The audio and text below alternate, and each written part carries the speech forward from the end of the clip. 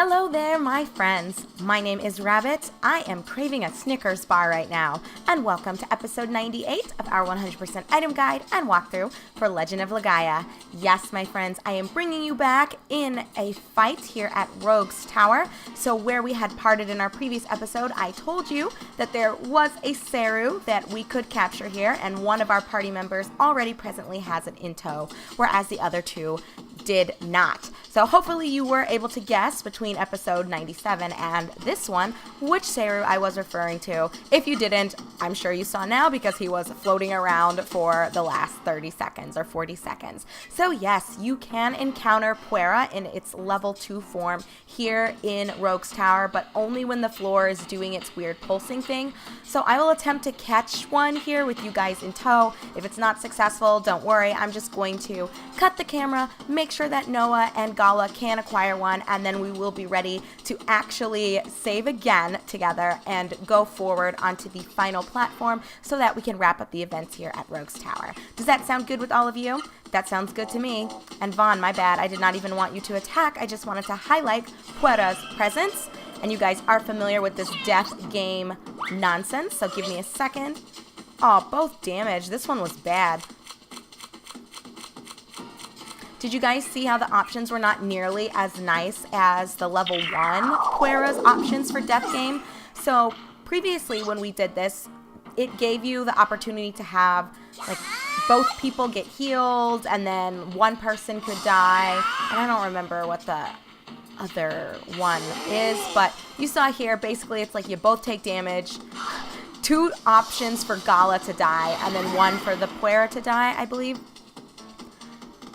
So Puera level 2 can be a bit of an asshole.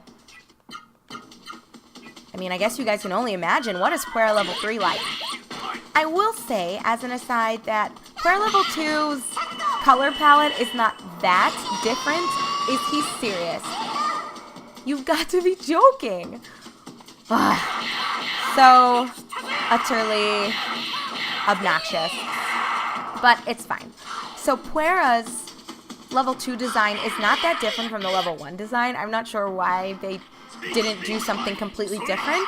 Sometimes with seru, they will entirely switch it up and employ completely new colors, but then there are some where they just sort of deepen the color palette as opposed to bringing in new shades. So use Spoon, for example, the level 1 form versus the level 2. The level 1 has the red eyeballs, but then the level 2 one has like bright, like sapphire blue eyeballs. And oh, Noah did not capture him. So that is unfortunate, but that is okay. I will make sure she and Gala do get one. But hey, we stole a magic leaf, so not all is lost, right? And Gala got a level. Woohoo!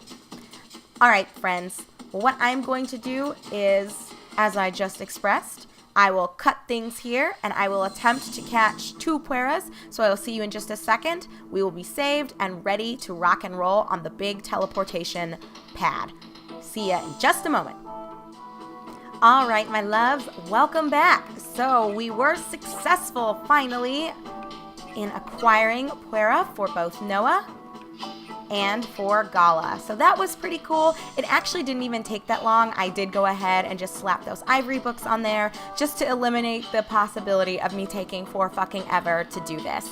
Now I do want to throw out that if you don't feel like running around and trying to wait for the floor to change so that you can even access the Pueras, you don't have to do this here because pretty soon from now we will have the opportunity to encounter up to 3 of them at a time. So it's not entirely important to do this right now, but I like to go ahead and just check them off my list when I get the chance to do so. So without further ado, make sure everyone is healed, and if you want to do some farming and leveling or grinding, now's your opportunity to do so. I feel ready to go, so that's what I'm gonna do. And I already went ahead and saved, so you guys don't need to worry about that.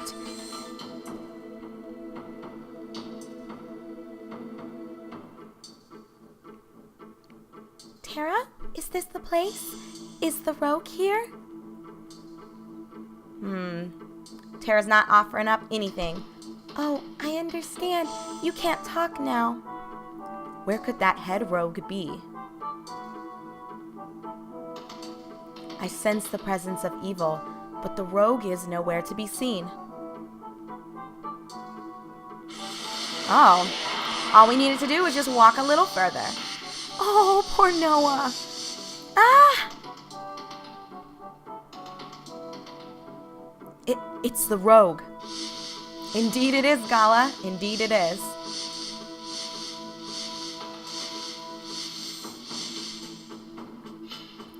This is the head rogue, the one sealed in the tower. If we defeat this one, the mist in Conquerum will disappear. Let's get him. Let's teach this rogue a lesson. We're ready to rock. I hope he's ready to rock. Since we have more than enough time to take this guy out, although we didn't necessarily isolate an entire video just to a boss fight, because we did have the first 4-ish minutes dedicated to capturing Pueras, I think we'll be alright. So let me take a quick couple of seconds just to give you the lowdown on Rogue. I actually don't think this fight is too terrible.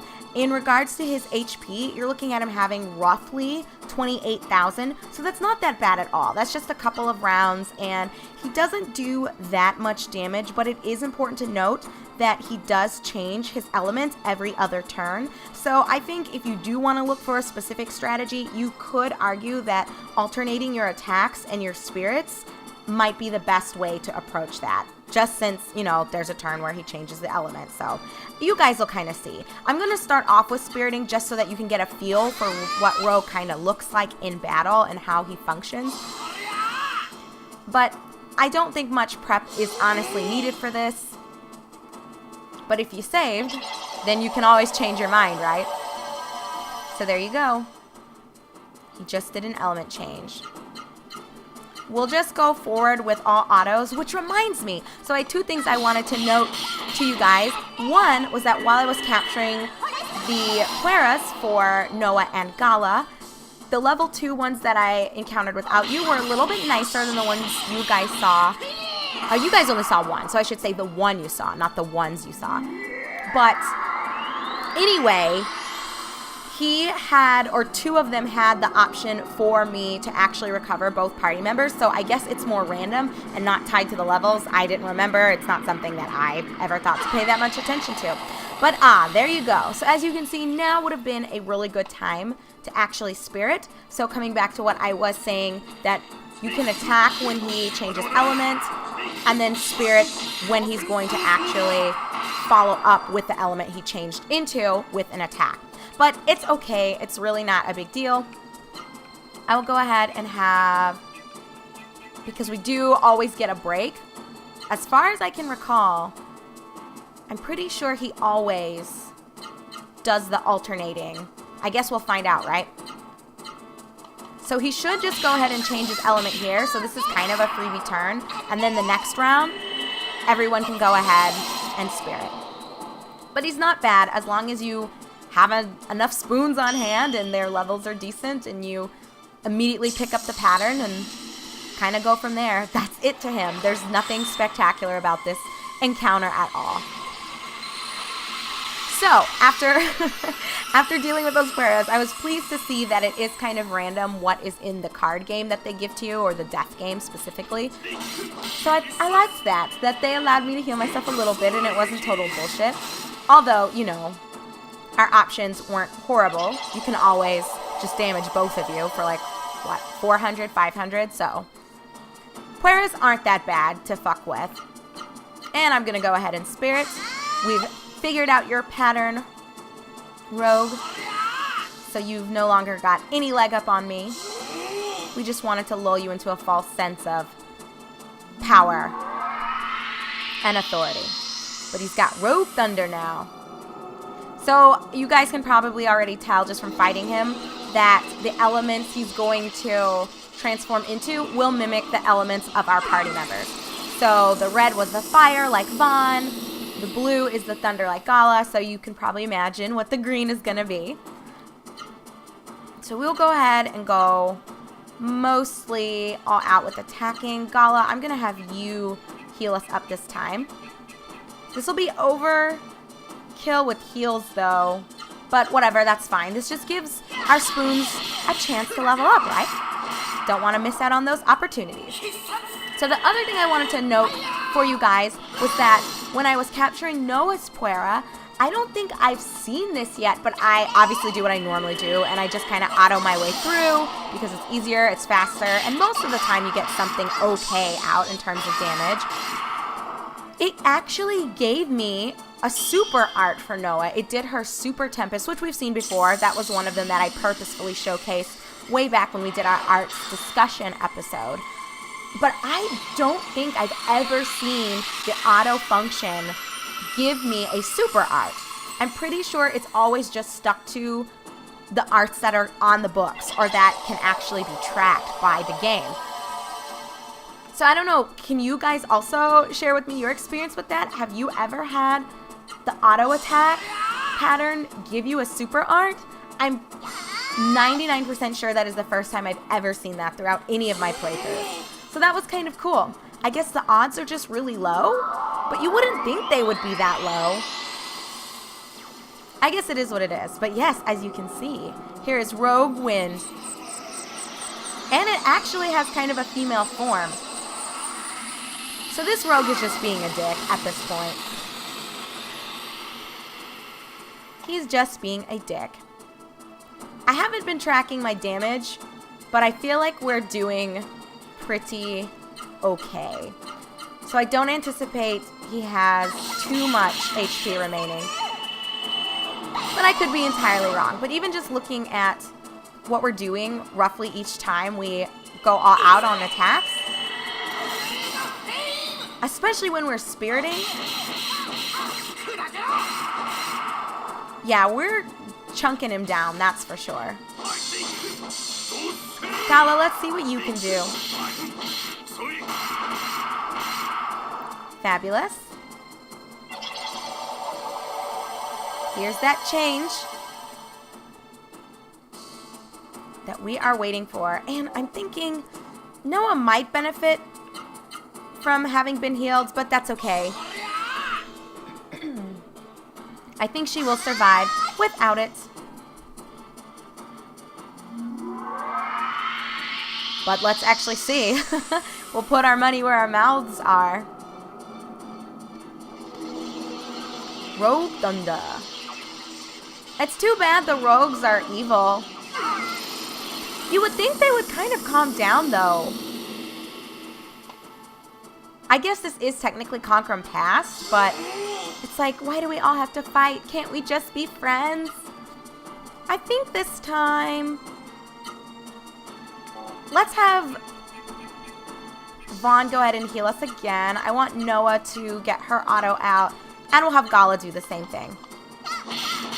Noah, like I've said before, and I'm sure most of you have just noticed on your own, does a heck of a lot of damage.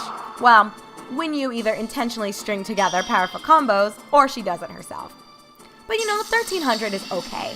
It's really not that bad. At this point, we're not even needing to put that much thought into the fight itself. So it sort of comes back to what I was telling you guys when we initiated the actual fight.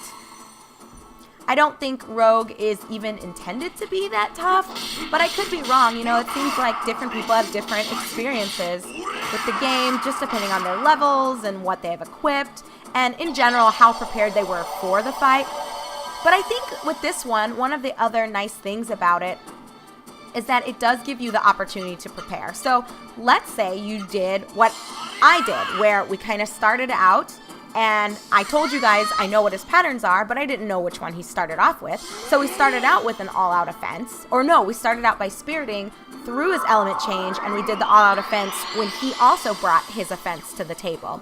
And that resulted in us taking quite a lot of damage. But due to our levels and the fact that we had healed, we were able to withstand it, heal up, and deal some damage. And we immediately picked up on what he was going to be doing. So I think after your first two, maybe you could argue the first 3 turns with him, you should be able to identify what the pattern is going to be. So it's because of that why, I guess, you know, we didn't even take that long with our pre-game chat about Rogue. Noah, what even is that? 879, girl, I am disappointed. Actually, I'm just kidding. Noah, I love you. But I would guess Rogue has to be under 50% remaining HP. I would think even more damage has been done to him than that. But just as a rough guesstimate, that's what I'm throwing out on the table here. And if you really want to, coming back to my Hackney method with Koru, you can summon Kimaro to do your dirty work. And hopefully you guys did not hear too big of a thud. I've said it before and I'll say it again. My fucking neighbors are so goddamn loud and I have no idea why. And it's not even like you can argue they're only loud in the evenings or the late afternoons or that they have kids that are always running around. No, no, no. They are always just fucking loud, period. Just screaming and dropping shit. It seems like when they vacuum, which I'm assuming they're vacuuming, I often hear what sounds like some sort of machinery, and I know they're not building something up there. It just feels like instead of moving things quietly, they just throw shit here, throw shit there.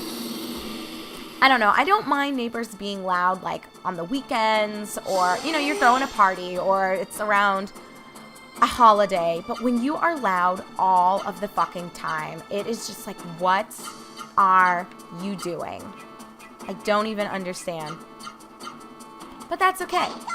Having thicker walls would probably help too, which is one of the sad parts of life with renting. Oh, I cannot tell you guys how much I want Andrew and I to start looking for a house, but we are not quite ready to be completely stuck in one place yet. Andrew is finishing up a few things. I think I had shared with you guys when we first moved here to Wisconsin that he is done with his MA, but he is still participating in a lot of research with his professor. And basically right now, outside of doing some of his research, he's kind of trying to decide where does he want to go for his PhD, or does he want to pursue a secondary master's that leads into a PhD in something a little bit different than what he's been working on so far. He has a lot of options, which I think is always nice, for sure. But it leaves us at a bit of a standstill for at least another year while he identifies where do we want to move, what school do I want to go to, and what do I want to study. Not necessarily in that order. The order really is, what do I want to study? Okay, which schools are going to offer those best opportunities for me to pursue that, and then identifying from there, like if he has a list of 5 schools drafted, we can kind of take a peek at, well, which cities align the best with us, or which ones look like they might be the best place to settle down in the long term. As you all are well aware from the constant bitching I did over the last several years, Colorado was absolutely not a good fit for us. And I had warned him about that ahead of time. I knew Colorado, or at least where we were going to be moving, was not going to be good. But, you know, wanted to give him a chance to pick the school he wanted to go to. And it worked out okay. I would say I had some great experiences there, but it is not a place I would ever want to move back to. I would for sure go back to visit friends that I made, but I would never live in that area where we were. If we had to go back to Colorado, I would insist on us moving to a different city at least. Could not relive the previous 3 years. But I will say that I have utterly adored Wisconsin. It is very nice here. I enjoy just the feel of it, even though, you know, we're so close to the city. And, you know, there are a lot of big bustling areas here. What do I want to do? Do we want to actually... I'm trying to think if I want to go ahead and bring out some Camaros, but I think it's okay. Let's just attack him. Why not? I think that'll be fine. I want to see how much damage I can get off this turn. I think what I'm going to do is maybe not even waste time with the spirits, because we can survive him attacking us without the defense. So if we just have someone heal, we should be good. Because the heals we've been doing have been over heals. I almost want to say overkill. Anyway, because we're not taking that much damage when we are in our defensive stance. So I think that'll be okay.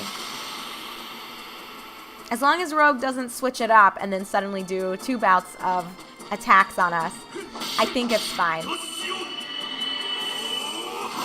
So we might just go for consistent offense. Oh, not even necessary. We literally kicked Rogue into fucking pieces. But there's a level for Noah. Check out that XP. Check out them G's. and we are rolling in the dough, my loves. But that's it. That's a wrap for Rogue and a wrap for this episode. So when we resume in video 99, we will see what needs to be stated regarding Rogue's demise and what impact this truly has on Conquer Past. Was this actually a good course of action for us to take?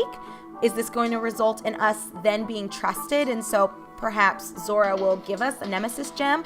Will Rogue give us a Nemesis gem? I don't know, but we'll all find out together in our upcoming episode together.